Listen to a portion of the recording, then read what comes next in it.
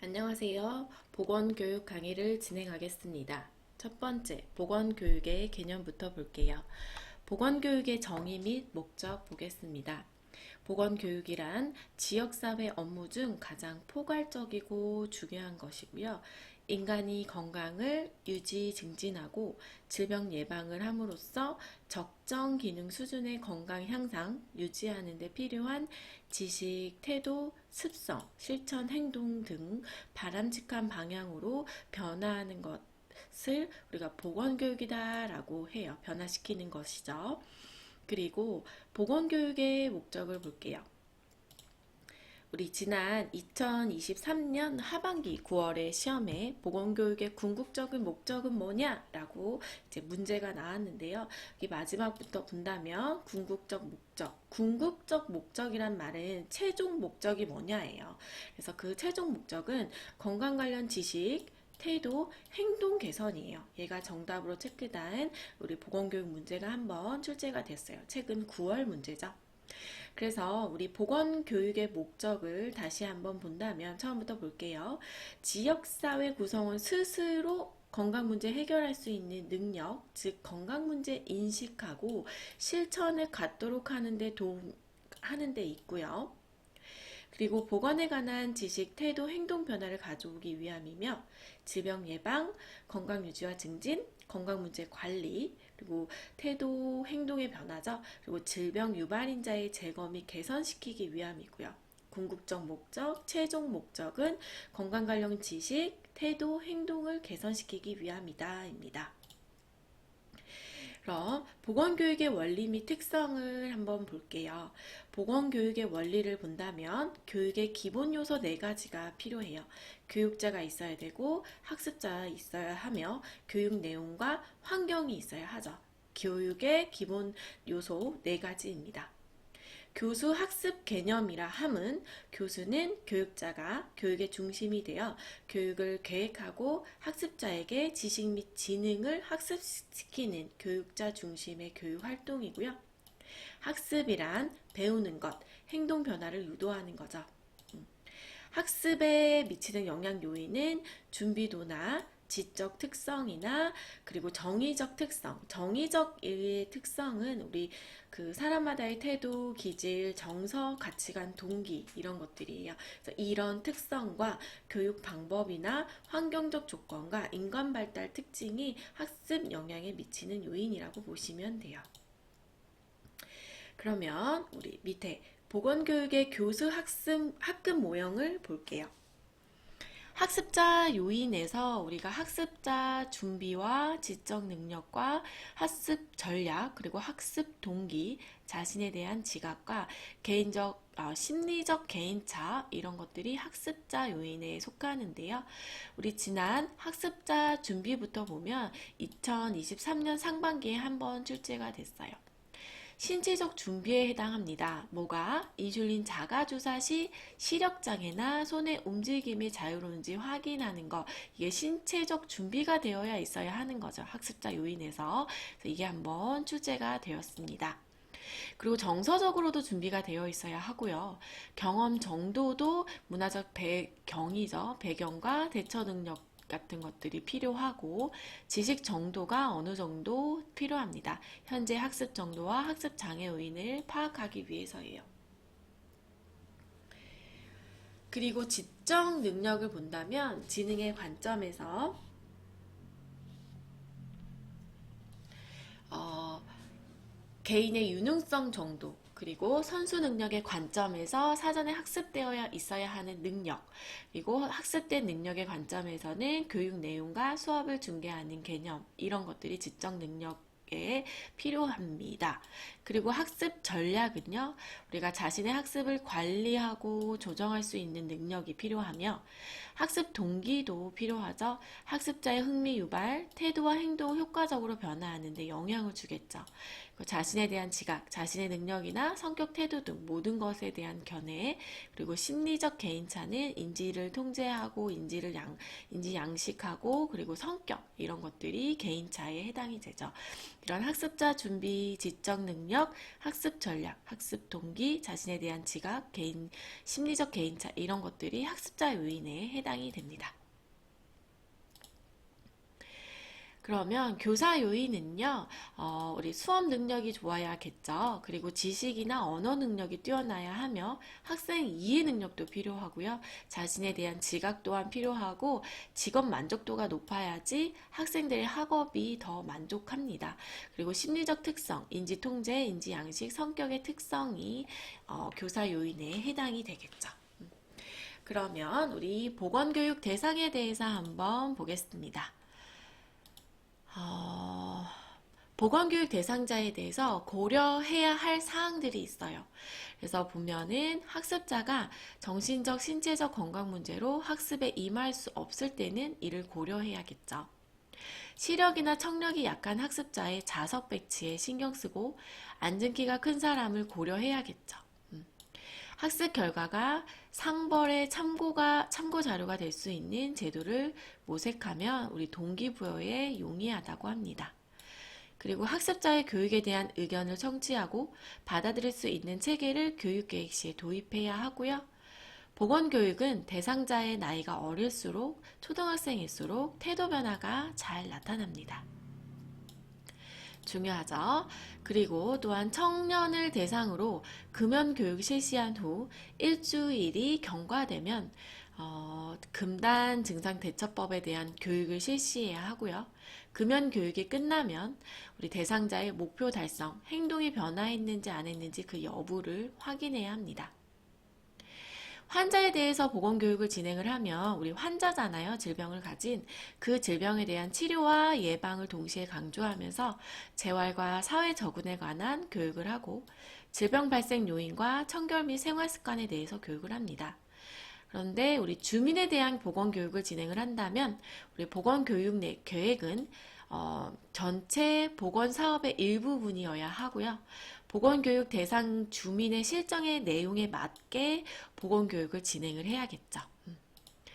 그리고 우리 보건교육 특성에 대해서 한번 알아볼게요. 보건교육 특성, 보건교육의 원칙을 본다면 보건에 대한 지식, 태도, 행동의 변화를 가져오게 하죠. 보건교육을 통해서. 그래서 가져오게 하는 것, 그리고 보건교육 후 효과에 대한 평가는 반드시 하도록 해야 하고요. 보건교육 계획 시 대상자의 요구를 반영하고 적합한 교육 방법을 선택해야 하며 보건교육 수행 시에는 교육 대상자가 자기 발전 참여 의도가 있어야 합니다. 보건교육의 진행 방향 볼게요. 이것도 우리 문제화돼서 많이 물어봐요. 한 지문으로 우리가 물어보는데요. 우리가 보건교육을 진행을 할 때의 방향은 쉬운 거 먼저 보여주고 그리고 어려운 거 그리고 과거의 내용 먼저 그리고 최신의 내용으로 합니다. 그리고 구체적인 것 먼저 보여주고 추상적인 것으로 가고요. 단순한 것에서 복잡한 것으로, 직접적인 것에서 간접적인 것으로, 친숙한 것에서 낯선 것으로 이렇게 친숙한 것 먼저 보여주고 낯선 것 먼저 보여주는 그런 교육의 진행 방향을 이제 우리 또 문제화돼서 나오고 있으니까요. 이것도 중요하게 알아두셔야 됩니다. 쉬운 거 먼저 보여주고 어려운 거 진행을 하고요. 과거의 내용 보여주고 최신의 내용으로 이렇게 진행을 합니다.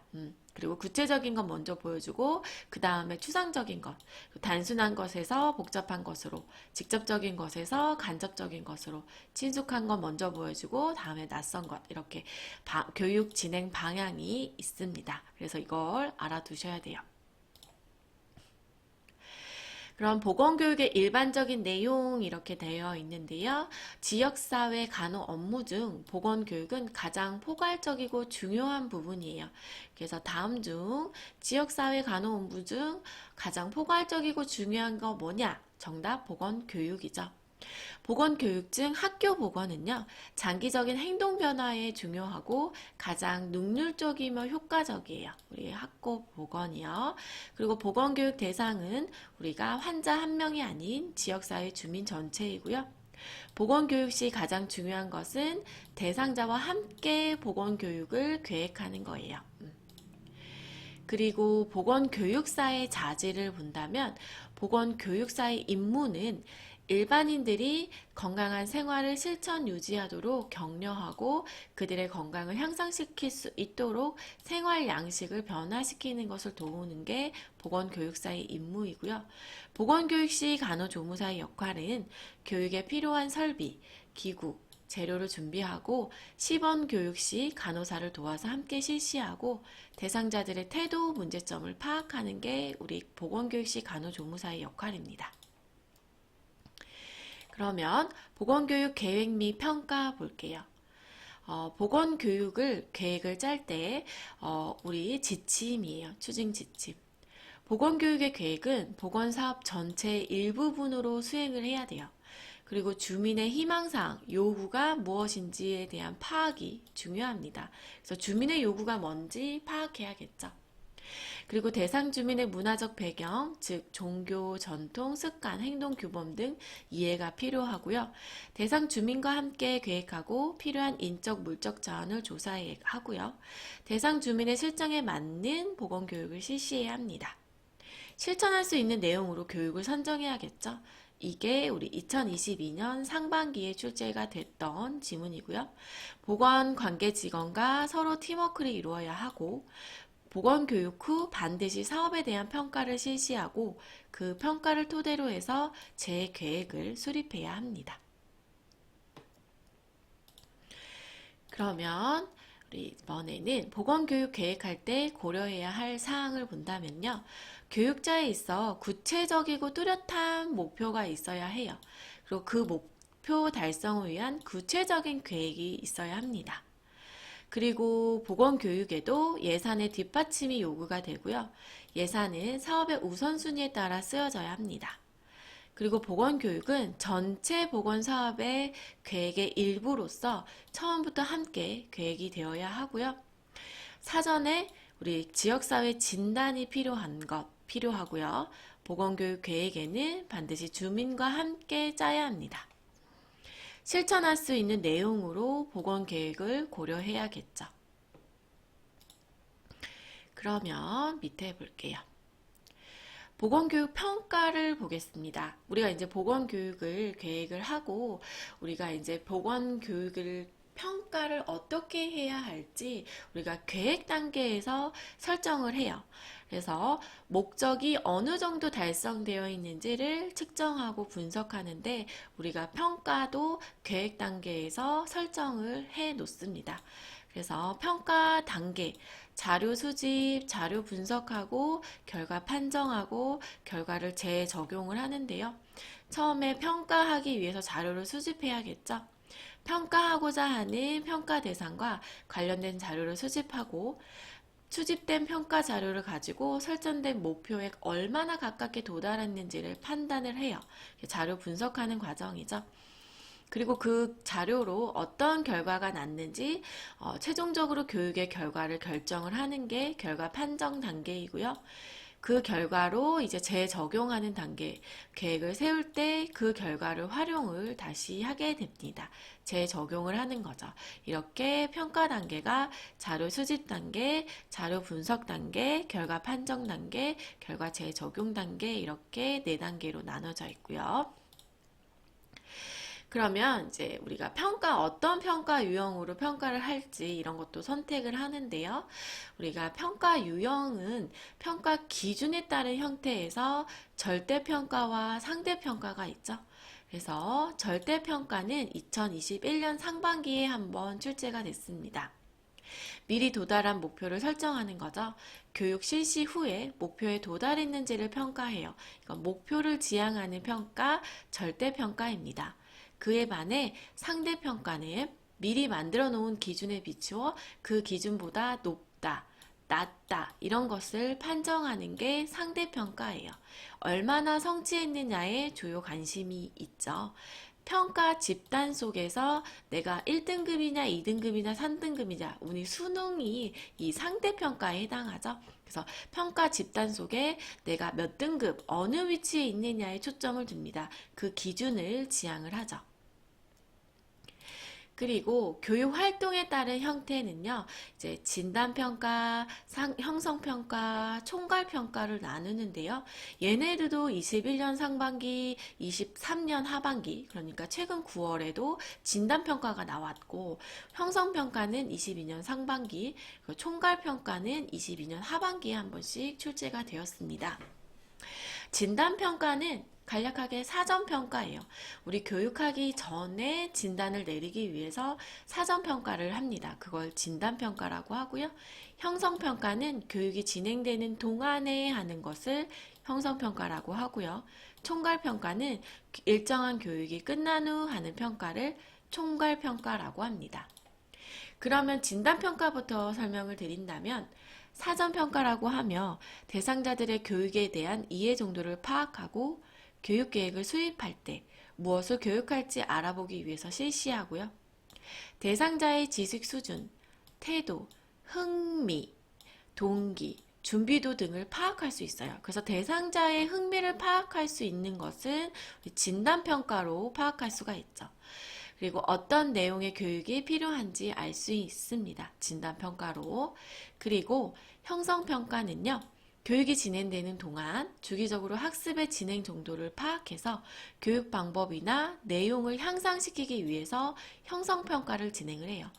중간 목표 도달 여부를 점검하는 거죠. 학습에 영향을 주는 요인을 발견해서 교육 목표 도달하도록 하는 것이에요. 이를 위한 목표 설정은 최저 성취 수준으로 해야 합니다. 총괄평가는 일정 교육이 끝난 후 목표 달성이죠. 목표 달성 여부를 알아보는 평가예요. 그리고 환경평가에 따른 형태는요, 과정평가, 투입평가, 성과평가가 있는데요. 우리가 2023년도 상반기에 성과평가가 한번 출제가 되었습니다. 그럼 과정평가부터 본다면, 과정평가는 실천계획, 실천 과정의 오류를 발견하고 수정을 하기 위해서 그 과정의 평가를 이루어지는 거고요. 투입평가는 교육과정 운영 주체자의 역량을 검토하고 교육 목표 성취를 위한 전략과 그들 전략을 실행하기 위한 방안을 제안하기 위해서 실시하는 게 투입평가이고요. 성과평가는 보건교육을 통해 나타난 바람직한 변화가 시간의 흐름에 따라 긍정적으로 나타난 효과를 평가하기 위한 방법이 성과평가예요. 그래서 교육과정을 실행 효과를 측정하는 거죠. 금연에 관한 그런 보건교육을 하고 나서 우리가 금연 시도율이 얼마나 되는지 보는 게 성과평가에 해당하겠죠. 그리고 이제 보건교육 실시 절차를 알아보겠습니다. 보건교육의 실시 절차도 우리가 꽤 반복적으로 우리가 문제가 출제되는 부분이에요. 그래서 중요하게 생각을 해주셔야 되죠. 도입 단계 2021년 상반기에 한번 출제됐고요. 전개 단계는 2020년 하반기, 22년 상반기, 종결된 거는 21년 상반기에 출제가 됐어요. 거의 매번 출제된다고 보시면 됩니다. 도입 단계는 학습의 의욕을 환기시켜 학습의 효과, 이끌어가도록 학습자의 학습 동기와 흥미 유발하는 단계로 우리가 준비 단계에 해당해요. 그래서 주의 집중시키는 것이 중요하고 보건교육의 주제 내용, 그리고 목적, 보건교육의 중요성 등을 제시하는 단계입니다. 그래서 학습 동기와 흥미를 유발하는 단계이고 주의 집중시키는 단계예요. 그걸 도입 단계라 합니다. 그럼 전개 단계는요. 계획에 따라 학습을 전개시켜 나가는 학습의 중심 부분이에요. 학습 활동의 대부분은 이 단계에 이루어집니다. 전개 단계입니다. 핵심적인 학습 내용의 제시와 다양한 학습 방법 및 매체 사용으로 학습자들의 참여를 유도하고요. 종결 단계에서는 마지막 요약 또는 결론 부분으로 전개 단계에서 수행한 활동을 종합하여 설정된 목표를 성취해 나가는 단계입니다. 학습한 전체 내용을 종합적으로 요약하거나 중요한 부분을 학습자에게 질문하고 토의함으로써 정리하고 결론 내리는 단계가 종결 단계이죠. 그리고 평가 방법을 보겠습니다. 우리가 평가 방법에는 구두 질문법, 우리 오랄 테스트죠. 우리 구도로 질문하는 방법, 아니면 평정법이 있어요. 평가 내용을 숫자 내용으로 분류한 측정 도구를 이용한 평정법과 아니면 실기검 시험으로 하거나 아니면 지필검사로 하거나 질문지법이죠. 질문지법이죠. 오타 났네요. 질문지법으로 우리가 평가를 하기도 합니다. 그리고 관찰법으로 평가를 하기도 하는데요. 인슐린 주사 방법을 교육하고 나서 환자가 실제로 하는 방법을 관찰하는 법으로 우리가 평가를 시행을 하기도 해요. 그래서 환자 스스로가 정확하게 인슐린 주사 수행할 수 있는지 평가하는 거죠. 이것도 주사죠. 2021년 상반기에 한번 출제가 되었습니다. 그리고 평가 도구가 있는데요. 타당도, 신뢰도, 객관도, 실용도 이렇게 평가 도구가 있어요. 타당도는 평가 도구가 원래 측정하고자 했던 것, 목적, 내용을 충실히 재고 있는 정도를 얼마나 타당하냐 이걸 보죠. 그 신뢰도는 얼마나 믿을 수 있냐 2022년 하반기에 한번 출제가 되었죠. 평가의 결과에 나온 성적이 다음에 동일한 조건과 동일한 대상자에 다시 적용을 해도 그 결과가 동일할 수 있느냐의 여부, 내가 그 결과를 믿을 수 있느냐의 그 여부를 우리가 신뢰도다라고 얘기해요. 2022년 하반기에 한번 출제가 되었고요. 객관도는 평가자의 객관성 부족으로 평가 결과가 그 사실과 다르게 나타나는 정도를 객관도라고 하고요. 그리고 실용도는 평가 방법이 얼마나 쉽게 적용할 수 있느냐 정도예요. 그거를 실용도라고 합니다. 우리 신뢰도가 한번 출제가 되었었죠. 그래서 오늘 수업은 여기까지 진행할게요. 감사합니다.